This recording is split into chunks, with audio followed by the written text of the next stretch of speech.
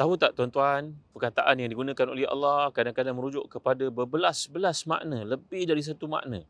Contohnya pada saat ini saya nak ajak tuan-tuan perkataan yang digunakan oleh Allah dengan berbunyi ittakhaza. Ittakhaza ni wazan bahasa Arab dia ifta'ala. Tahu tak tuan-tuan bahawa dia mengandungi 13 macam maksud tuan-tuan dimuliakan Allah sekalian. Ya, sebagai contohnya kalau kita lihat perkataan yang Allah gunakan yang merujuk kepada wattakhadallahu Ibrahim khalila. Allah telah mengambil Nabi Ibrahim menjadi kekasihnya. Itu makna yang pertama bagi perkataan ittakhaza. Dan ittakhaza juga bermaksud memuliakan. Sebagai contohnya Allah Taala berfirman, wa yattakhidha minkum syuhada, dan Allah memilih memuliakan di kalangan kamu untuk menjadi pembawa-pembawa ataupun saksi-saksi yang hebat. Dan begitu juga kadang-kadang perkataan ittakhaza ini merujuk kepada sara atau sana'a, membuat.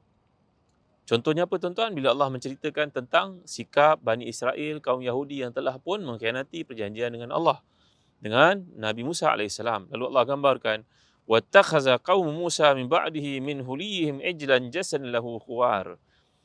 Bani Israel yang ditinggalkan telah pun membuat patung berhala, patung anak lembu untuk disembah ketika ketiadaan Nabi Musa. Ittakhazah juga.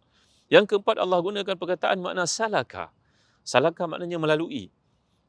Jadi bila Allah menyatakan wattakhadha sabilahu fil bahri ajaba, dalam kisah surah Al-Kahfi menceritakan ikan yang telah dimasak itu hidup balik semula. Ittakhadha sabilahu fil bahri ajaba. Ikan itu hidup dan mengambil tempatnya ke dalam laut. Juga perkataan ittakhadha dalam Quran merujuk ke perkataan sama, iaitu menjadikan, memilih, menamakan. Iaitu Allah menyatakan wattakhazu ahbarahum wa ruhbanahum arbaba min dunillah.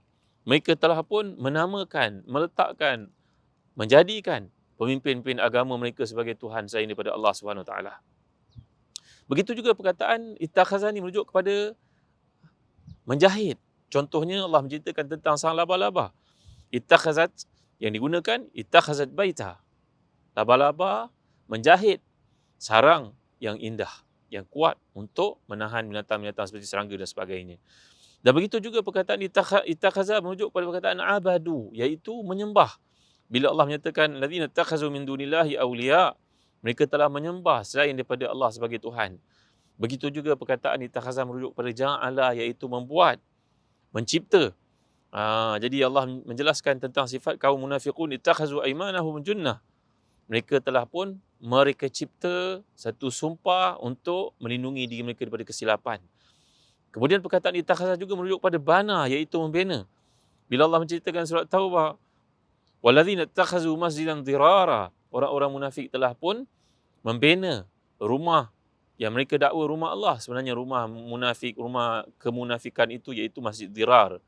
Perkataan ittakhazah juga merujuk kepada perkataan radiyah, iaitu ridha tuan-tuan. Jadi bila Allah nyatakan la ilaha illahu fattakhizhu wakila, tiada Tuhan yang maha benar untuk disembah melainkan Allah, ambillah dia sebagai sumber keridhaanmu. Tuan-tuan, begitu juga perkataan ittakhazah ni merujuk pada perkataan memerah. Contohnya tattakhizuna minhu, kamu telah mengambilkan daripadanya menjadi manisan. Begitu juga Allah menggunakan perkataan ittakhazah ini merujuk kepada i'taqada, iaitu beriktikad. Seperti Allah Taala jelaskan, atala al-ghaiba am ittakhadha in rahmani ahda. Apakah mereka itu melihat perkara gaib ataupun mereka beriktikad, mereka mempunyai janji dengan Allah Subhanahu Wa Taala. Tuan-tuan, lihatlah betapa indahnya bahasa Arab. Satu perkataan merujuk pada berbelas-belas makna kadang-kadang. Semuanya hanya dapat kita kuasai apabila kita mempelajari bahasa Arab. Di situlah berlaku tadabbur. Jom tuan-tuan belajar bahasa Arab, pertingkatkan hubungan, suburkan iman kita kepada Allah Subhanahu Wa Taala.